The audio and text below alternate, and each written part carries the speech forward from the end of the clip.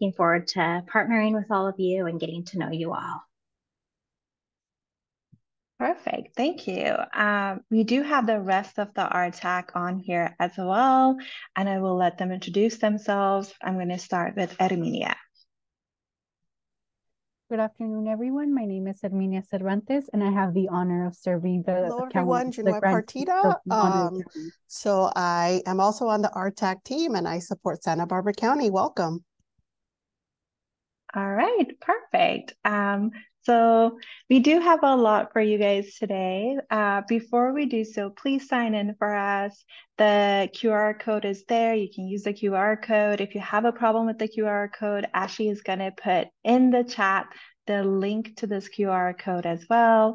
And also, while we're doing that, I like to take a moment to introduce Ernesto and Dr. Avella on here as well.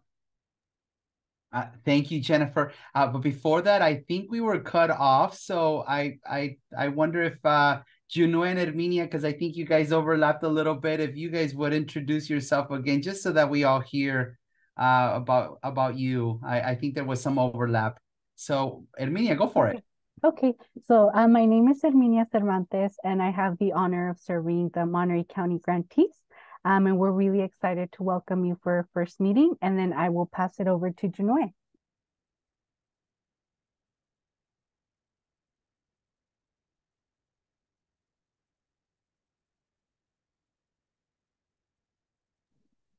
Hi, everyone. Again, Junue Partida, RTAC coordinator, supporting Santa Barbara County.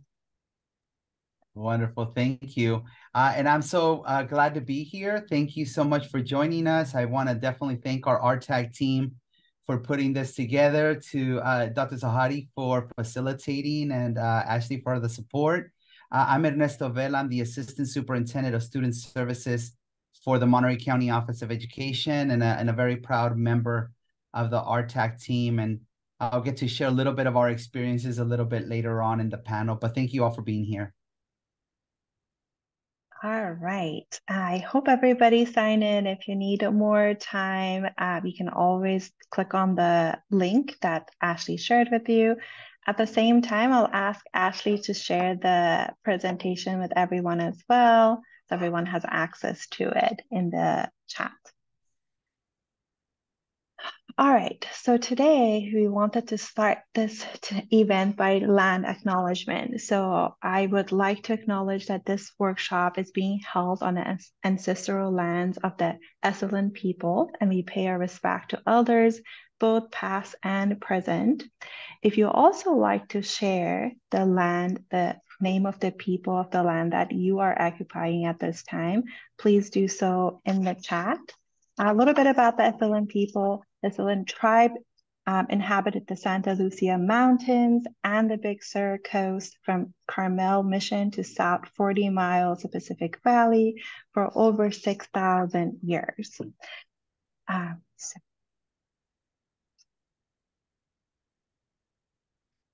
We do have a community of practice that we would like to talk about. We want to engage fully. That means I want you to be present in the moment with us. Take care of yourself. If you needed to take a break, turn off your video for a few minutes to step out, please do so. Be ready for a mind shift. We have a lot of different activities today, a panel, so there's going to be a lot of ideas being presented to you guys today.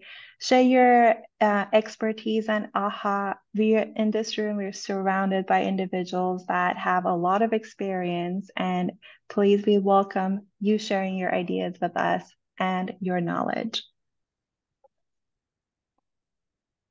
So we do have a grounding activity for you, and it's in a sense of polling. So we are going to go one by one, poll it. So I will poll the first one.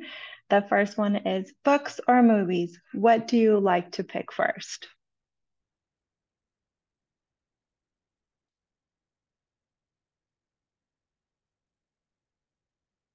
Okay, I think everybody has responded. So let me share the result. Movies have won. And the next poll,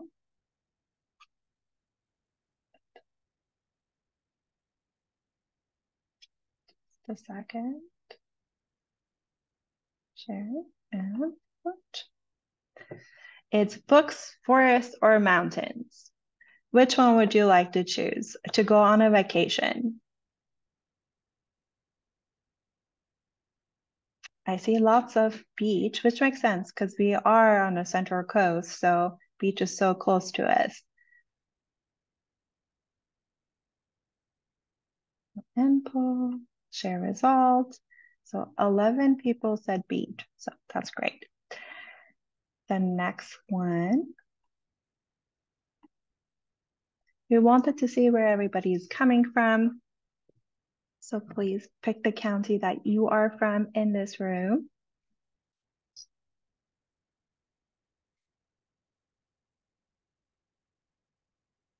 Okay. Let me share the result. This is the result.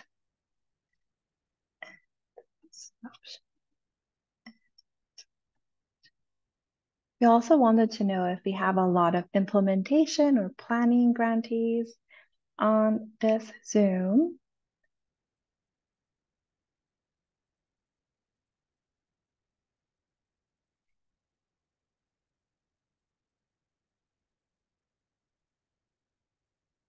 Okay, share results.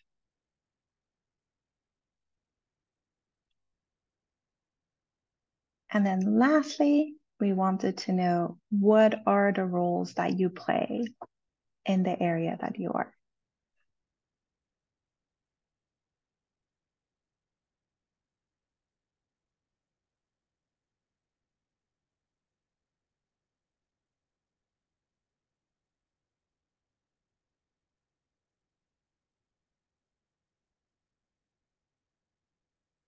Perfect. So let me share the results with everyone. So we do have CCSBP coordinators in this room. We have directors, members of CDE, STAC, assistant superintendent. Obviously, all 4 of us are RTAC members.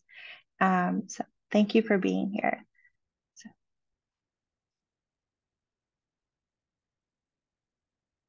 So the purpose of this Zoom meeting is for participants to have a deeper understanding of each roles that are involved in the CCSBP framework.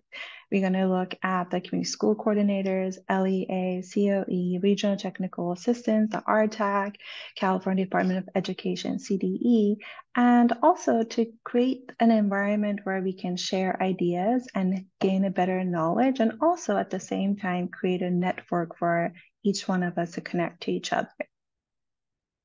In order to do that, we do have an agenda for your review. I'll ask Ashley to share the agenda in the chat with everyone. I want you to take a moment to look over the agenda, maybe highlight the areas that you're most interested to learn more about. Once you have done that, you can share the highlighted areas for yourself in the chat so everyone can also see. While you're doing that, I'll put some music on. Sinking in your fight.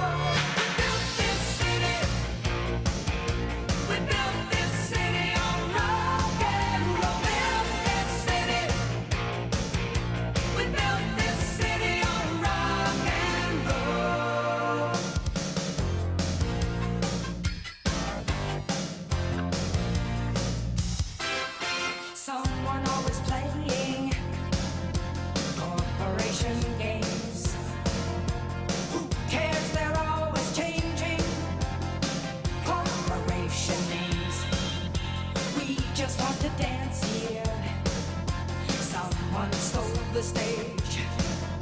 They call us irresponsible. Write us off the page. Monterey plays the mama. Listen to the radio. Don't you remember? We built this city. We built this city on rock and roll. We built this city.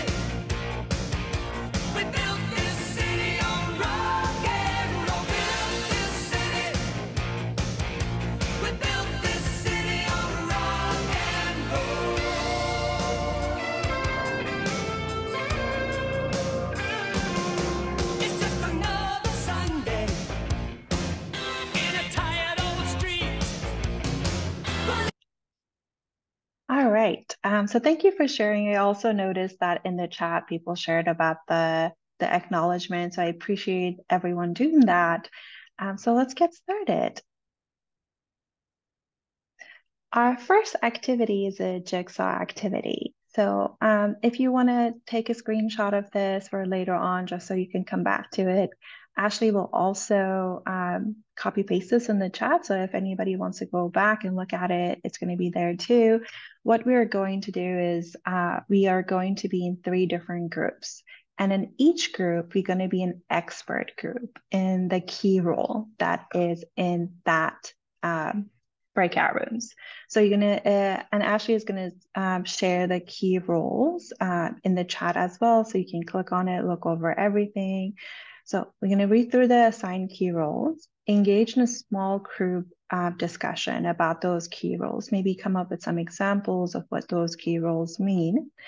You and a group will nominate an individual to be a spokesperson for the team. And at the end, we will come back together and the individual that is a spokesperson will present on what was discussed in the group. So we are going to have 3 breakout rooms. The expert group number 1 will look into community school coordinators and LEA roles. These are on page 1 and 2. Expert group number 2 is going to look at the COEs and service coordinators and regional technical assistance center roles on page 2. And then expert group number 3 will look at California Department of Education, CDE, page 3.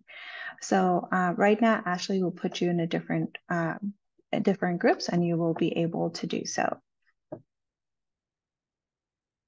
Any question before we are leaving? Perfect. So yes, Ashley will send us into the groups.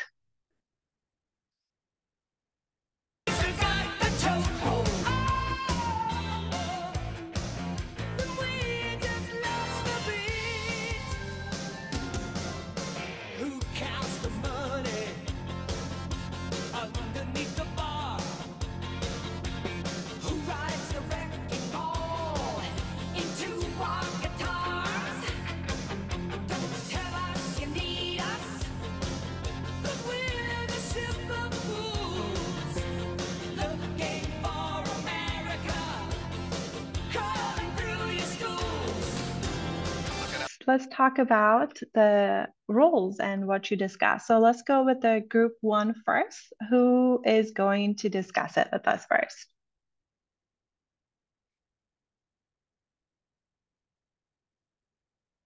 Christina, go ahead. So Selena, you had a great analogy, so I'm just going to utilize your analogy that we discussed. So Selena had a great visual for us to be able to see what is this community schools coordinator's role. Her analogy that she utilized was the conductor of a symphony who is currently building that coherence among the district and the school, but also that alignment and through line with that common language and vision to ensure that all the key players are speaking the same language. And so go ahead, Selena, if you want to build upon that. Thank you so much, Christina.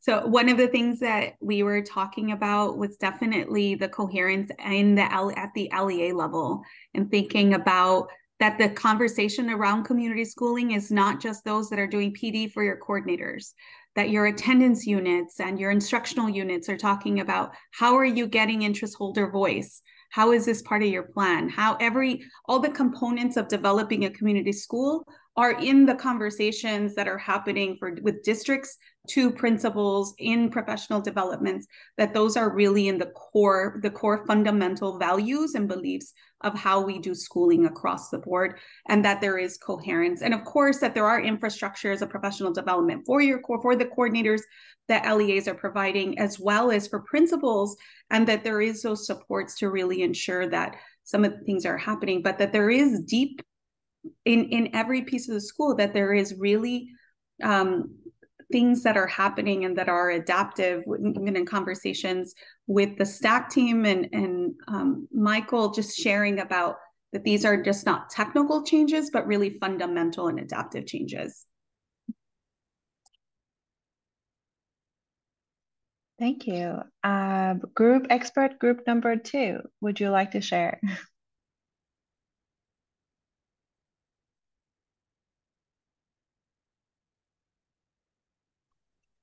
I can share. We actually did not quite become, I think, experts on the text or the framework that was shared regarding COEs and RTACs. But I think we did have a really good conversation as far as what could be an approach as a COE as far as supporting school districts within the county. And so I shared what we are doing in Santa Barbara County as far as our approaches, but unfortunately, I couldn't, no one was speaking. So, and I get really uncomfortable when we're asked to talk and I don't. But we were not able to actually go through the text. So I can't respond to that part. I am definitely not an expert on those two pieces. Yeah, and I just want to say thank you again, Shannon, for sharing because you have a unique perspective as far as working on the CEO team with Santa Barbara. And you've been working with grantees for, I think, approximately a year since the applications were being reviewed and submitted to the CDE. So I thank you for just giving us that perspective on how you're trying to divide the work so far. And I know you mentioned that the funding hasn't yet been received. And I think they did share earlier in the presentation that the GAN awards were sent last week. So your superintendent should be receiving that notification real soon, which means there will be funding to support all the work you've done so far as well, whether that means, creating a new position or just, thinking further about how to support the grantees in your county and your area. Thank you. And I take some of the responsibility. As Shannon mentioned, we didn't delve into it, but joking aside, we didn't talk about the weather. We did talk about important stuff. There was a great question, and that's for COEs, which I'm assuming a little smaller, who are an LEA for the purpose of community schools. In other words, they have applied for CCSPP as a fiscal agent, but you're also a community county office of education. So the question was, how do you parse or kind of distinguish between being an LEA and having a planning grant or one or more sites for implementation, and coordination grants, which is at the County Office of Education. So I, being from the CDE, I took a couple of minutes and I hope it was helpful. Thank you. All right, so group number 3, and I know we're not expert yet in a sense of like these areas exactly, but I think we're all expert in the positions that we are playing right now in a sense that, understanding our positions well too. So group number 3. Hi, I'm going to speak for the group. Really what we did was take a look at what the CDE's role is and how critical it is, but really help me apply it to the work that we're about to embark on as we go from a planning stage to implementation stage. And so in Oxnard Union, we're just under Santa Barbara, north of Los Angeles.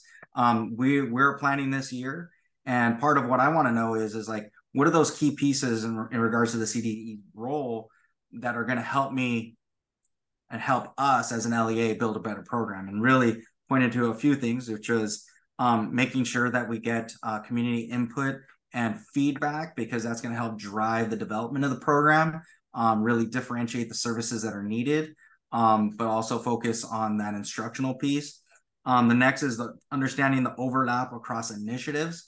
So, we have multiple funding sources. We can leverage funding to support community schools and support other programming that we have on our campuses. So making sure we have a strong understanding of that overlapping and applying it to where it's needed.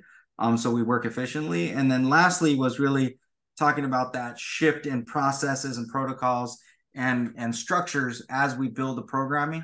And so from the district office level to the site level, making sure that we're foundational and communicative and transparent about the work that we're doing. And so that's what we discussed. Perfect. Thank you for sharing. We wanted to eventually to think about is that these rules are interconnected. In order for the CCSPP work framework to work, is all of these individuals, these are parts that need to work together in order to make this happen.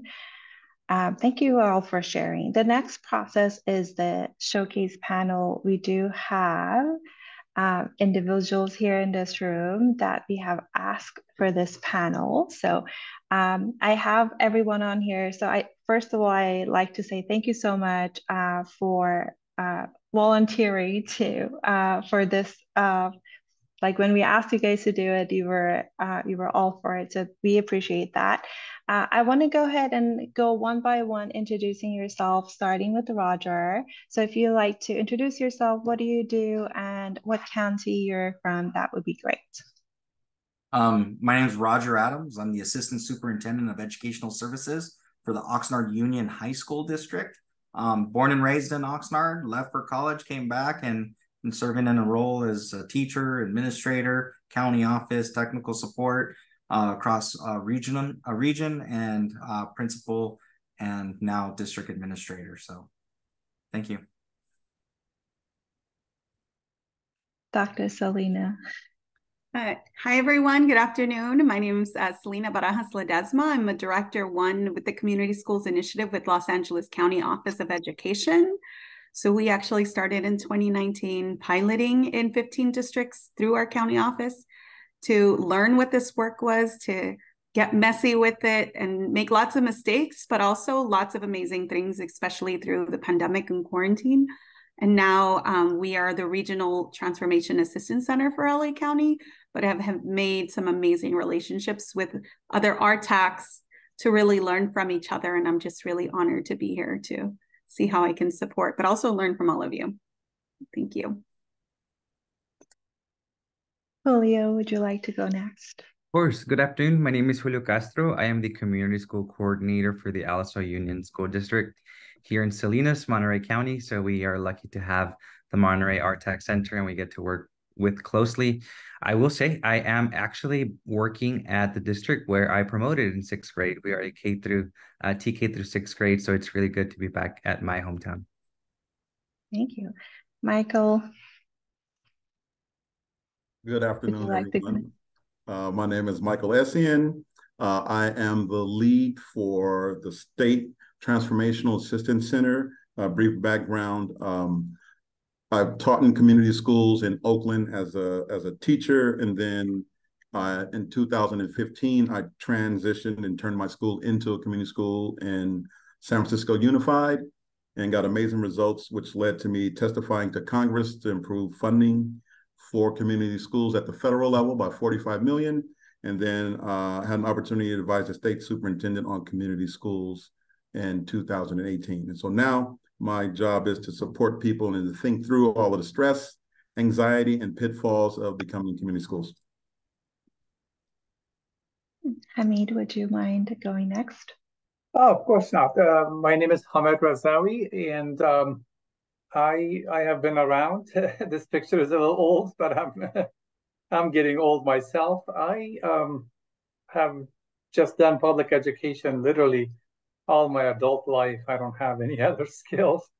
I started as an instructional aide about 3 decades ago, and then about 20 years of public education, left as a principal.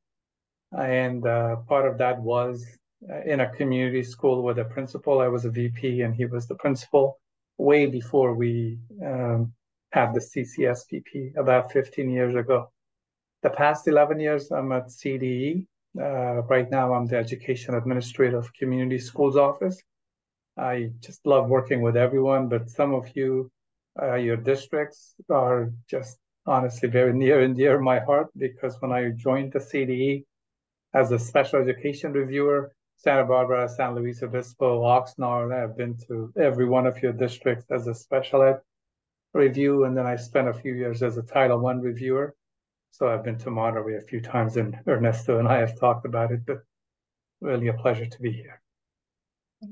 Dr. Vila, would you mind going next?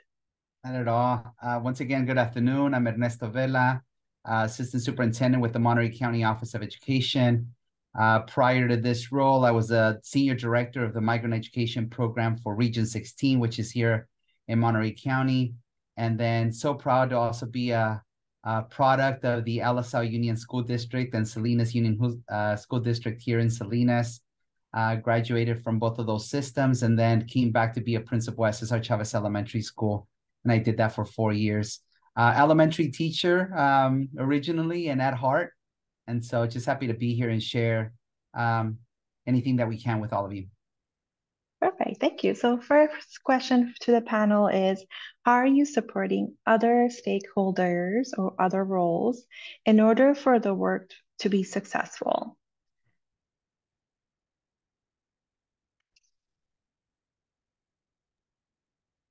Perhaps I can jump in, and then, of course, my colleagues can add anything they'd like.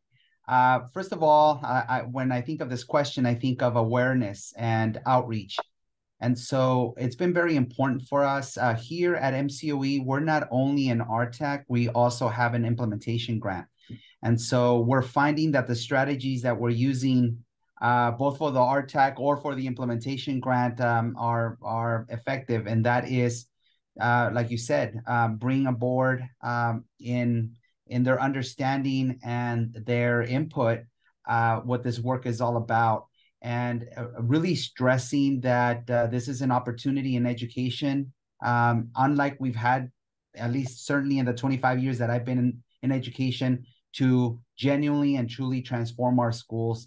And so one of the first things that we've done as a county office is to help orient us all as to what this work is, help make connections with existing initiatives. And that's something I appreciate about this, that we're not calling an initiative unlike something else, right? That this is truly transformational. And so I really think that there's a need and it's very worthwhile an investment to orient not only our educational community, but our greater community at large about what this work is about.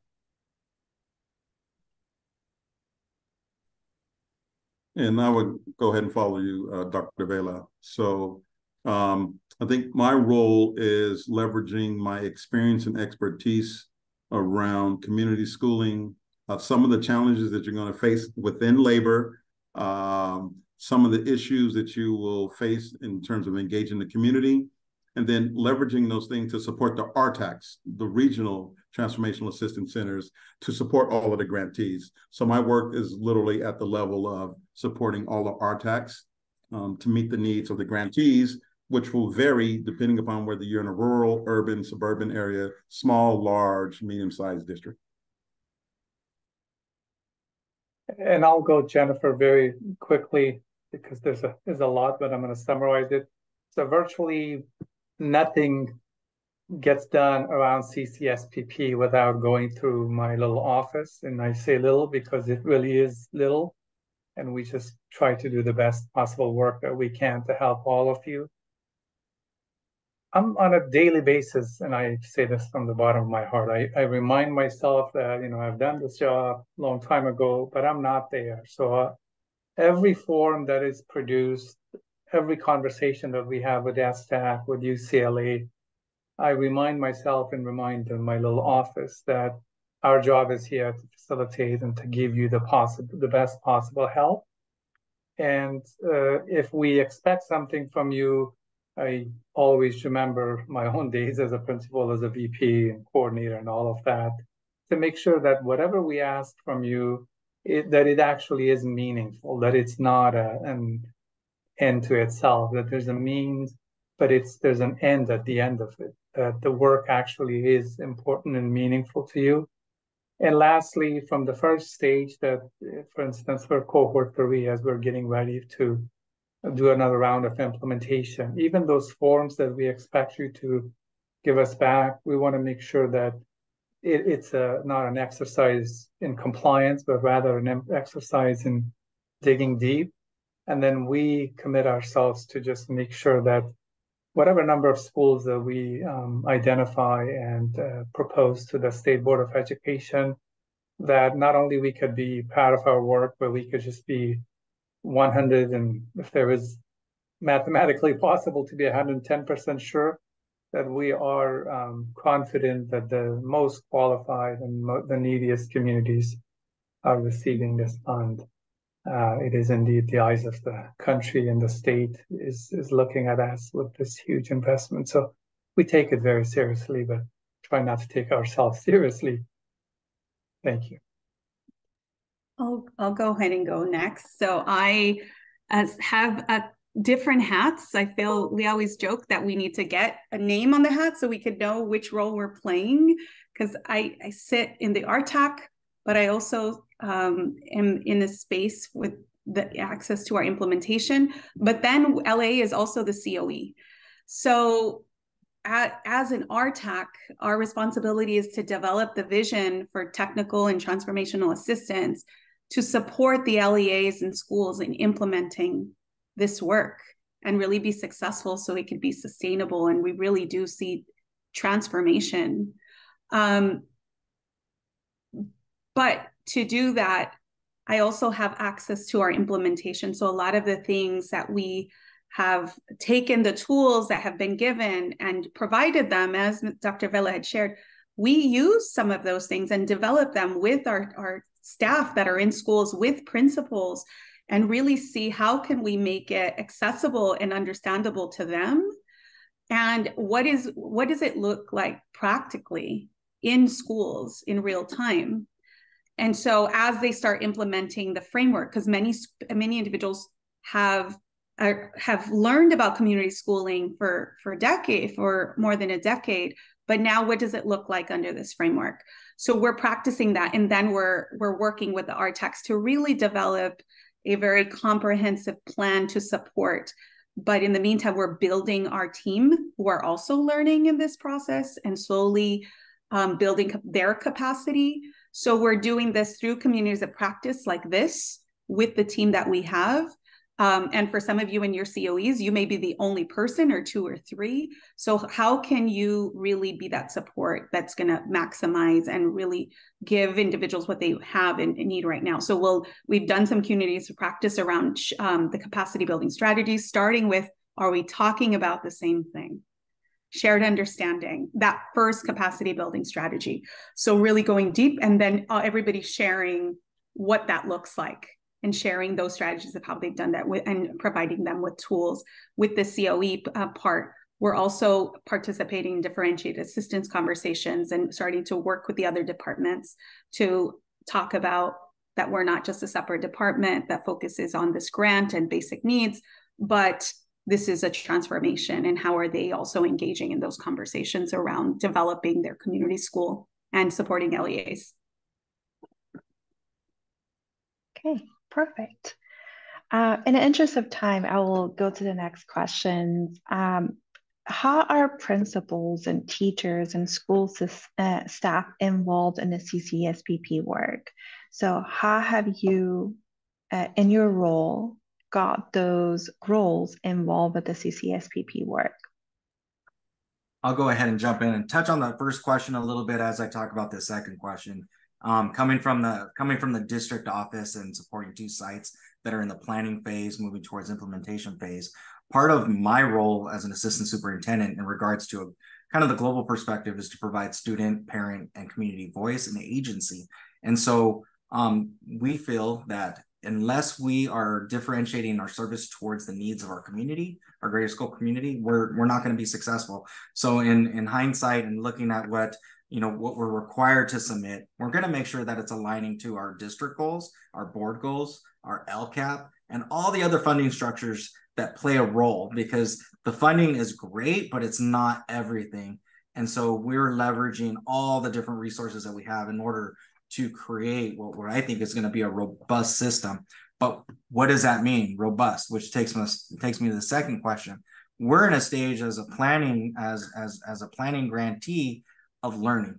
And so we're networking, we are collaborating, we're talking to other sites within our region to begin the process of seeing what they're doing. Recently, we were last week, we were at the Anaheim Union High School District visit. Fantastic. And the biggest takeaway I had out of that was this is not just about providing, and Mr. Essian, I hope I pronounced your name right, really talked about, it's not just about providing wraparound services. It's really about the instructional piece and the connections that that are embedded within that. And so we learned a lot of that when we went down to Anaheim Union. And so to answer your second question here, we took the principals.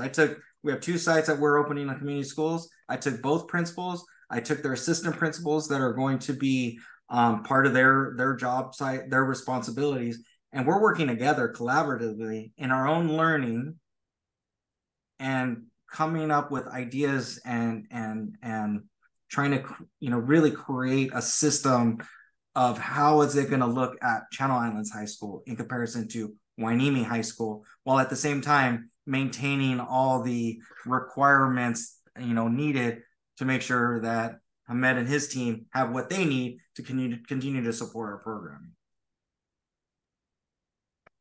At the LSI Union School District, we've been making sure that everyone that is in school sites is really involved. We hosted our first community and parent meeting, and we had some MCOE visitors, and we wanted to make sure that teachers, principals, everyone, the counselors knew that they play a part. In our planning, in part of our planning stages, we are creating our core planning team and our extended planning team, and it's consistent of individuals from all over. We really want to make sure that everyone knows they play a key role in what the Community Schools Partnership Program is already doing. And it's not something that's coming, it's something that they're already doing, right? They are already supporting the students. So making sure that it's very inclusive. Our community and our survey that we're sending out for our assets assessment and needs assessment is going to be completed by everyone. We're sending it out to make sure that everyone really in the schools, everyone staff, classified, certificated, has an input into what they envision for the community schools. I would say my response to this question is I think this is the biggest lift within the CCSPP, because the traditional roles of site administrators, principals, teachers, and other staff in the building, we're talking about reimagining schools. So the old mindsets of the way we do work no longer exist. So sometimes when we begin to think about, well, what are we talking about? When we bring the principals, the teachers, and the other staff together, taking them on an exercise around mindsets that are crucial for community schooling, where you're talking about shared leadership. That is not something that is a natural thing inside of a bureaucratic system.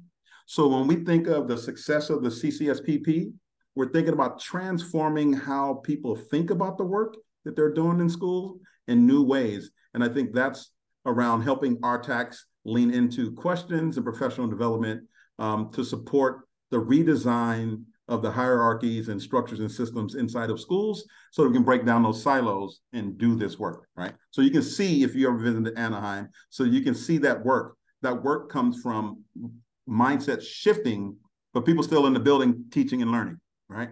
But they change their mind. So that's how I see my role as an STAC member, supporting the RTACs and engaging the grantees in mindset shift and redesign of systems and structures. And I'll just add to what Michael said. I could have said it better.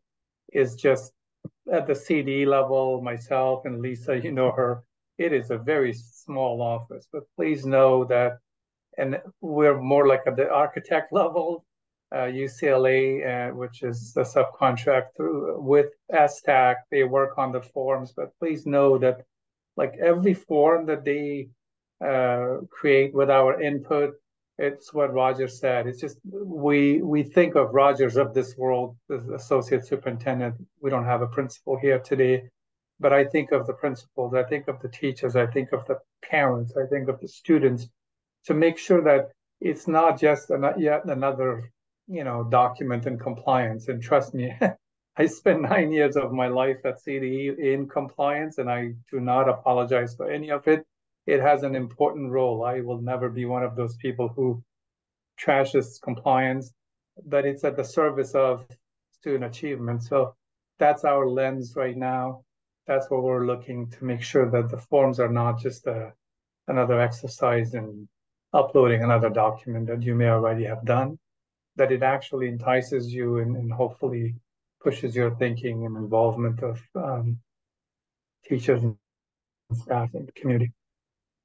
Perfect, thank you. So I know we're running out of time, so I do have one last question that I want you to reflect on in the chat. So my question for the panelists is, how do you engage in collaborative leadership? In your position, what would you recommend the rest of the individual on this Zoom to do to create that collaborative leadership in their school or in their area, working with others? So please, if you can put it in the chat, and also if you can share your email. So if anybody else wanted to follow up with you, they could do that as well. But thank you so much for your insightful ideas, conversation. Thanks for sharing those. So the next thing that I want to discuss is the updates that are coming up, the upcoming events on October 4th and 19th. We do have Zoom office hours. October 24th would be our monthly community of practice. It's going to be on needs assessment for the COEs. And then October 25th is going to be the general one. November, all grantees, just keep in mind, we will be doing the site visits. We will come to you, and we are going to do site visits for schools. In October, we will start the RTAC newsletter. Just a heads up, we will send you guys the newsletter starting end of October. The due dates, something to keep in mind, November 13, CCSPP Cohort 3 implementation request for application will be released. November 30th, reporting for Cohort 1 implementation is due. And just keep in mind, this one is from beginning of the grant until June 30th. And in February, Cohort 3 implementation grant application is due. And lastly, June 30th, 2024, reporting for Cohort 2 implementation is due. And this is from July 1st to June 30th. And we just met with Lisa a few minutes ago, and she told us that the travel ban is gone. So if you want to travel anywhere, just keep in mind you can.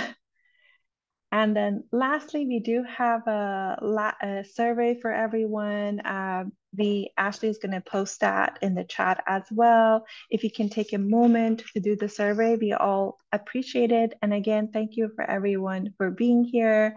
And I'll end it on a note of music. If anybody wants to add any questions to the chat, please do so.